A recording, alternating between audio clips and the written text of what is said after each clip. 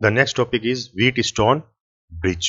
तो ये एक बेसिक कॉन्सेप्ट है जिसे किसने डेवलप किया था? Charles Wheatstone. क्या काम आता है? To measure unknown resistance. ठीक है ना, सर्किट में जो भी अननोन रेजिस्टेंस है उनको मेजर करता है ये। फिर आप बोलोगे सर अननोन रेजिस्टेंस मेजर करने के लिए तो हमारे पास तरह तरह के इंस्ट्रूमेंट हैं, मल्टीमीटर से हम मेजर कर सकते हैं, लेकिन उनके साथ प्रॉब्लम है। प्रॉब्लम ये कि वो खुद भी थोड़ा बहुत करंट जो है कंज्यूम करते हैं और उस वजह से वो एग्जैक्ट रीडिंग नहीं ले पाते हैं। ठीक है ना, जबकि व्हीटस्टोन ब्रिज इस तरीके से डिजाइन किया गया है ताकि ये अपने लिए कोई भी सप्लाई कंज्यूम ना करे और एग्जैक्ट रीडिंग आपको दे। और यही नहीं, अगर आपकी बहुत छोटी वैल्यू है, ठीक है ना, मान लीजिए जो रेजिस्टेंस वो मिली ओम्स में है, तो उसको भी ये बहुत इजीली और हाईली एक्यूरेट रीडिंग देता है, उसको भी ये मेजर कर सकता है। ठीक है ना, और इसके साथ साथ मतलब ये अननोन रेजिस्टेंस तो निकालेगा ही निकालेगा, साथ में ये किसी भी इंस्ट्रूमेंट को कैलिब्रेट भी कर सकता है। कैलिब्रेट इन द सेंस कि उसकी रीडिंग को एग्जैक्ट बना सकता है, जैसे कि वोल्ट मीटर की कैलिब्रेशन कर सकता है, एमीटर की कैलिब्रेशन कर सकता है। ठीक है ना, कैलिब्रेशन आप ये समझिए कि जब हम उसको हमने सर्किट में कनेक्ट नहीं किया, जैसे वोल्ट मीटर है उसको हमने सर्किट में कनेक्ट नहीं किया है, या उसको हमने सर्किट में कनेक्ट तो कर दिया है लेकिन हमने सप्लाई नहीं दी है, तो जब हमने सप्लाई नहीं दी है तो उस वक्त उसकी रीडिंग क्या होनी चाहिए? आइडियली जीरो होनी चाहिए। ठीक है ना, लेकिन कई बार होता क्या है कि मीटर कुछ नॉन जीरो रीडिंग देता है, तो उसी को हम कैलिब्रेट करते हैं ताकि उसको जीरो पे हम सेट कर सकें। ठीक है, तो वोल्ट मीटर, एम मीटर उनको कैलिब्रेट भी कर सकते हैं। ठीक है ना, यानी कि जो उसका लीस्ट एरर है वो क्या कर दे? वो जीरो कर दे। ठीक है ना, to eliminate the least error when no supply is provided to these meters. ठीक है, तो ये काम भी करता है ये। मेन पर्पस इसका यही है कि जो अननोन रेजिस्टेंस होती हैं और बहुत ही स्मॉल वैल्यू की होती है उनको भी ये बहुत एक्यूरेटली मेजर कर सकता है। ठीक है, अब देखिए इस तरह की सर्किटरी होती है इसके अंदर। व्हीटस्टोन ब्रिज, ब्रिज नाम क्यों दिया गया है कि इसमें देखिए ये जो रेजिस्टेंस है आपको P और Q, ये एक तरीके से बैलेंसिंग का काम करती हैं R और S के साथ। ठीक है ना, यहां पे इन चारों में से कोई एक रेजिस्टेंस हमारी अननोन होती है, जैसे मान लीजिए ये रेजिस्टेंस हमारी अननोन है। ठीक है, जरूरी नहीं है लेकिन हम मान लेते हैं कि ये हमारी अननोन वैल्यू है। ठीक है ना, इसको हमें फाइंड आउट करना है। बाकी की तीन रेजिस्टेंस हमें नोन होंगी। ठीक है ना, नोन होती है, जिसमें से एक रेजिस्टेंस ये जो है ये वेरिएबल है। ठीक है, इसकी वैल्यू हम अपने हिसाब से सेट कर सकते हैं।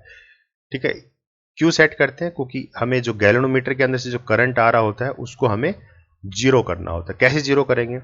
तो सबसे पहले तो इसको ये समझिए कि जैसे ये सर्किट है और इसको हमने ये सप्लाई दे रखी है और ये हमने की लगा रखी है। जब सप्लाई देंगे तो करंट की डायरेक्शन ये होगी, तो मान लीजिए आई करंट है। ठीक है ना, तो आई करंट अगर इस बैटरी से जा रहा है तो यहाँ पे ये करंट मान लीजिए डिवाइड हो जाता है, तो ये हो गया अपना I1 और ये हो गया अपना I2। ठीक है, तो करंट चाहे कितने भी तरीके से डिस्ट्रीब्यूट हो, लेकिन जो वापस घूम फिर के जो आएगा बैटरी के अंदर वो कितना आना चाहिए? अगर आई करंट गया है तो वापस कितना आना चाहिए? आई करंट ही वापस आना चाहिए। ठीक है, तो उस हिसाब से अपने को सेटिंग करनी है। तो I1 इधर गया, मान लीजिए I2 इधर गया। अब ये I1 जो है फिर से देखिए दो जगह डिवाइड हो गया और ये जो करंट है ये गैल्वेनोमीटर के अंदर जा रहा है, तो इसको हम मान लेते हैं कि ये करंट कैसा है? IG है। ठीक है ना, गैल्वेनोमीटर के अंदर से जो करंट जा रहा है IG। तो यहां पे कौन सा करंट जाएगा BC आर्म के अंदर? तो ये हो जाएगा I1 माइनस IG। ठीक है ना, भाई I1 में से IG फैक्टर कम हो गया, बाकी का जो करंट बच गया वो हिसाब में चला गया। और अब देखिए यहां पे D पॉइंट पे ये करंट आ रहा है आपका IG और ये करंट आ रहा है I2, तो इधर इस आर्म पे ये दोनों करंट ऐड होके जाएंगे। कितना गया? I2 plus IG। ठीक है ना, ये करंट गया, तो देखिए C पॉइंट पे कितना करंट आएगा? I1 minus IG plus I2 plus IG। तो IG कट जाएगा प्लस माइनस, तो क्या बच गया? I1 plus I2। और I1 प्लस I2 किसके बराबर है? I के बराबर है, क्योंकि I तो स्प्लिट हुआ था ना I1 I2 के अंदर, तो वही I। तो जितना करंट बैटरी से निकला घूम फिर के उतना ही करंट आ गया। तो इस तरीके से अपन इसकी जो लेबलिंग है करंट की वो हम करते हैं। ठीक है, तो देखिए किस प्रिंसिपल पे काम करता है ये। It is based on the principle that if no current flows through the galvanometer, कि अगर गैल्वेनोमीटर से कोई भी करंट अगर फ्लो नहीं होगा उस केस में P upon Q is equal to R upon S बन जाएगा। मतलब P upon Q is equal to R upon S। ठीक है ना, इसको आप इस तरीके से ऐसे याद रख सकते हो, इसको ये Z फॉर्म बनती है ऐसे करके। ठीक है ना, तो P upon Q is equal to R upon S, ये रेशियो आता है। और जब ये इसके बराबर हो जाए तो आप समझ जाइए कि ये जो ब्रिज है ये क्या हो गया, बैलेंस्ड हो गया, and is bridge said to be balanced. ठीक है, तो इस प्रिंसिपल पे काम करता है कि गैल्वेनोमीटर का जो करंट है वो जैसे ही जीरो हो जाएगा उस केस में ब्रिज आपका बैलेंस हो जाएगा और P upon Q is equal to R upon S के बराबर बन जाएगा। ठीक है, तो देखिए जो बेसिक कंस्ट्रक्शन है इसका, it consist of 4 resistors P Q R S। ठीक है, 4 रजिस्टर हैं। The opposite sides are connected, one side with a galvanometer and the other with a cell and key. तो देखिए ये जो 4 रजिस्टर हैं गैल्वेनोमीटर के साथ कनेक्टेड है अपोजिट साइड्स, ठीक है ना, और एक तरफ ये बैटरी से कनेक्टेड है। क्लियर है?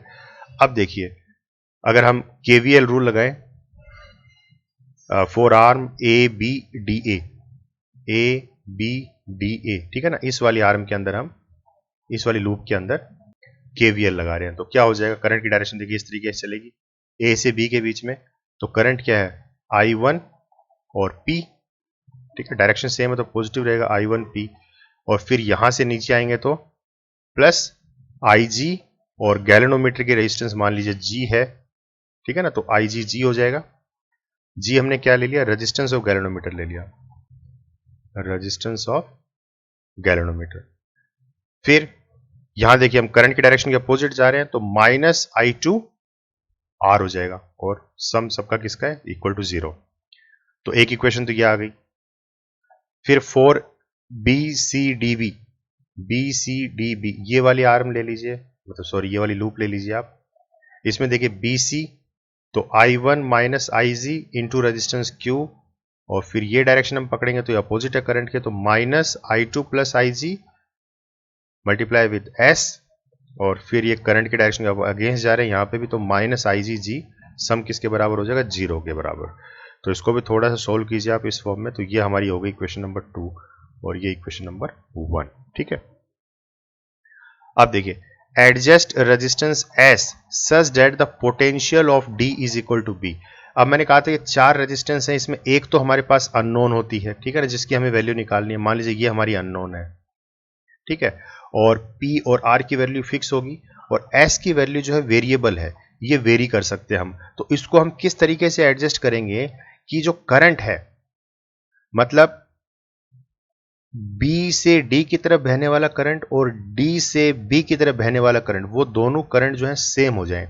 तो सेम कब होंगे, इसको आप ऐसे समझिए कि जो B का पोटेंशियल है, पोटेंशियल एट B और पोटेंशियल एट D, वो दोनों बराबर हो जाएं। तो दोनों जब सेम पोटेंशियल पे हो जाएंगे तो इसका मतलब इसमें से कोई करंट फ्लो नहीं होगा। ठीक है ना, यही हुआ ना इसका मतलब। तो दोनों का जब पोटेंशियल सेम करना है हमको, तो उस हिसाब से हम इसको इस S रेजिस्टेंस को हम वेरी करेंगे। ठीक है ना, कि दोनों एंड्स पे जो है सेम पोटेंशियल आ जाए। तो जब सेम पोटेंशियल आ जाएगा तो करंट फ्लो नहीं करेगा, तो उस केस में गैल्वेनोमीटर की रीडिंग क्या हो जाएगी, 0। ठीक है ना, यानी कि जो करंट है गैल्वेनोमीटर के अंदर वो क्या हो जाएगा, 0 हो जाएगा। तो देखिए ये जो हमारी ऊपर इक्वेशन आई थी, इक्वेशन 1 इक्वेशन 2, जब गैल्वेनोमीटर का करंट हम 0 कर देंगे तो क्या बन जाएगा, ये I1P is equal to I2R, I1P is equal to I2R, और इसी तरीके से इक्वेशन 2 क्या बन जाएगी, I1Q is equal to I2S। ठीक है ना, तो ये दो इक्वेशन आ गई। ठीक है, फिर इन दोनों को डिवाइड कर दो आप, तो I1P upon I1Q is equal to I2R upon I2S। तो देखिए I1 कट जाएगा, I2 कट जाएगा।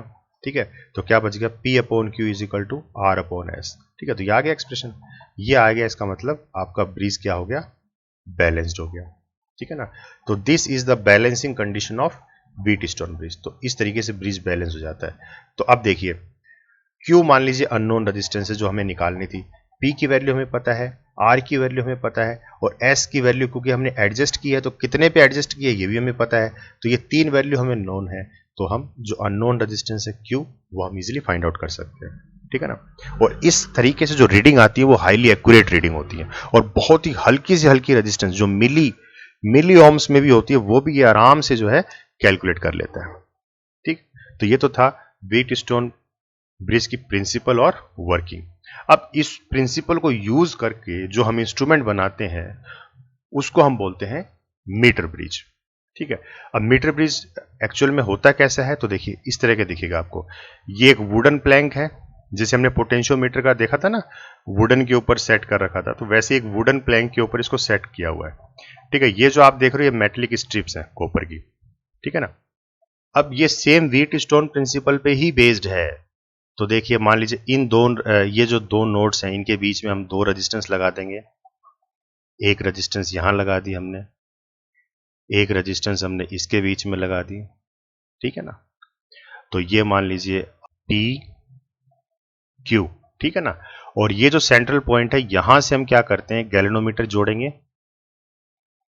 ये गैल्वेनोमीटर जोड़ दिया मैंने, और इसकी एक निब जो है मैं यहां, ये जो है मेरा ये रजिस्टिव वायर है कॉन्स्टेंट का, जिसकी लेंथ कितनी है आपकी, लेंथ 100 सेंटीमीटर। तो देखिए ये आप अगर देखो ध्यान से तो ये व्हीट स्टोन ब्रिज ही बन रहा है। ये कैसे बन रहा है व्हीट स्टोन ब्रिज? तो देखिए पी और क्यू, ये पी रेजिस्टेंस, ये क्यू रेजिस्टेंस जो आपको यहां नजर आ रही है, और दोनों पी और क्यू के बीच में से हमने गैल्वेनोमीटर निकाला है। तो ये आपका बी पॉइंट मान लो इसको। ठीक है ना। और ये आपका हो गया ए पॉइंट, और ये आपका हो गया सी पॉइंट। ठीक है ना। इसी सर्किट के हिसाब से आपको दिखा रहा हूं। तो बी पॉइंट से हमने क्या लिया, एक गैल्वेनोमीटर जोड़ा, और उसको हमने यहां पे मतलब डी पॉइंट पे लेके आएंगे। तो जहां पे गैल्वेनोमीटर बैलेंस हो जाएगा वो आपका कौन सा पॉइंट हो जाएगा, डी। ठीक है ना। जहां पे उसको टच करेंगे तो वो डी पॉइंट हो जाएगा आपका। ठीक है।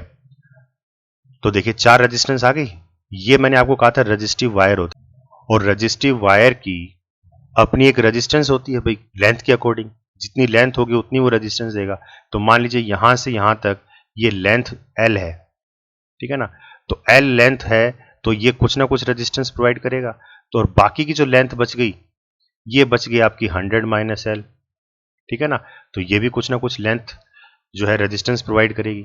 ठीक है। तो 4 रेजिस्टेंस आ गए ना, ये पी क्यू, और इस रेजिस्टेंस को मान लो आर, और इस रेजिस्टेंस को मान लो एस। ठीक है। तो ये 4 रेजिस्टेंस हो गई, और गैल्वेनोमीटर की हेल्प से इनको कर दिया हमने बैलेंस। ठीक है। तो ये व्हीट स्टोन ब्रिज जो है उसी प्रिंसिपल पे काम करता है। ठीक है ना। मतलब एक तरीके से हमने इंस्ट्रूमेंट बना दिया, इसको यूज करने लायक बना दिया। तो व्हीट स्टोन ब्रिज तो क्या था, एक कॉन्सेप्ट था। ठीक है। प्रैक्टिकली हम कैसे इसको काम में लेंगे, तो ये हमने इंस्ट्रूमेंट तैयार कर दिया, मीटर ब्रिज जिसे हम बोलते हैं। ठीक है। तो इस डायग्राम से भी आप समझ सकते हो। ठीक है। सेम वही है, इस तरीके से समझाया हुआ।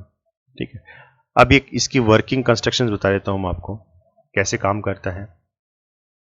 तो it consist of a wire of length 100 centimetre. तो 100 सेंटीमीटर का एक वायर है ये। ठीक है। End of uniform cross section area made up of constant और मैग्नेट। किससे बना ये वायर, कांस्टेंट और मैग्नेट, मतलब रजिस्टिव वायर है ये। The wire is fixed between copper strips fitted on the wooden plank. Between the gaps of copper strips A known and unknown resistance R connected. अब इसके बीच में हम नोन और unknown, मान लीजिए ये आर जो है ये हम नोन रेजिस्टेंस लगा देते हैं, और ये एक्स जो है ये अननोन रेजिस्टेंस हमने लगा दी। ठीक है ना। ये अननोन रेजिस्टेंस हमने लगा दी जिसकी हमें वैल्यू निकालनी है। ठीक है। ए galvanometer with a jockey and a cell with a key are also connected to meter bridge wire as shown in figure. और गैल्वेनोमीटर की हेल्प से हमने एक जोकी के साथ यहां पे एक मिड पॉइंट हमने डी ले लिया। ठीक है ना। मिड पॉइंट नहीं कहेंगे इसको, हम इस तरीके से एडजस्ट करेंगे कि जो गैल्वेनोमीटर की जो करंट है वो क्या हो जाए, जीरो हो जाए। तो इस तरीके से हम इसके ऊपर जोकी को स्लाइड करेंगे। ठीक है। तो जहां पे एक ऐसा पॉइंट हमें मिल जाएगा जब गैल्वेनोमीटर की रीडिंग जीरो हो जाएगी, तो इसका मतलब सर्किट क्या हो गया, बैलेंस हो गया। तो वहां तक की हम लेंथ ले लेंगे ये एल। तो ये हमारी बन जाएगी कोई भी रेजिस्टेंस नाम दे दीजिए इसको पी नाम दे दीजिए, और बाकी की जो लेंथ बचेगी वो क्यू रेजिस्टेंस के बराबर है। ठीक है। ये पी ओम है हमारी और ये क्यू ओम है। ठीक है ना। तो 3 रेजिस्टेंस हमें पता है, आर ओम हमें पता है, पी ओम हमें पता है, क्यू ओम हमें पता है। तो हम अननोन रेजिस्टेंस निकाल सकते हैं।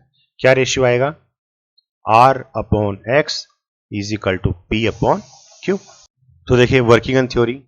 The jockey is pressed at the two ends of meter bridge wire. The G gives deflection in one direction. It moves on a meter bridge wire till it gives null deflection. तो इस तरीके से हम जोकी को slide करेंगे कि जो गैल्वेनोमीटर है वो आपको नील डिफ्लेक्शन प्रोवाइड कर दे। Then the bridge is said to be balanced. और जैसे ब्रिज बैलेंस हो जाएगा तो हमें क्या समझ में आया कि R जो है R अपॉन एक्स, ये था ना R अपॉन एक्स किसके बराबर था, P अपॉन क्यू के बराबर है। तो R अपॉन एक्स, P की वैल्यू क्या है, P इस L के बराबर था, ये P था अपना। ये L के बराबर है और ये Q है अपना 100 माइनस L के बराबर है। तो P की जगह हम क्या लिख देंगे, resistance of wire having length L centimetre, और Q की जगह resistance of wire having length 100 minus L centimetre. ठीक है ना, तो ये आ गया। अब जो रेजिस्टेंस है उसको हम इस फॉर्म में लिख सकते हैं भाई, rho L upon A, rho L upon A, तो ये तो L थी लेंथ। दूसरे को हम लिख सकते हैं रो, और यहां पे लेंथ क्या होगी, 100 माइनस L अपॉन A।